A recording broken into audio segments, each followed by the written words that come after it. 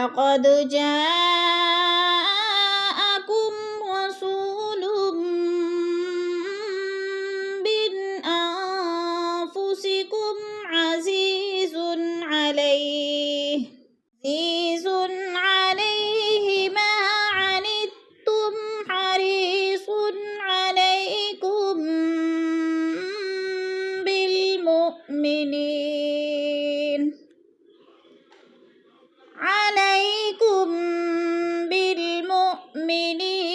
رءوف رحيم فإن تولوا فقل حسبي الله لا إله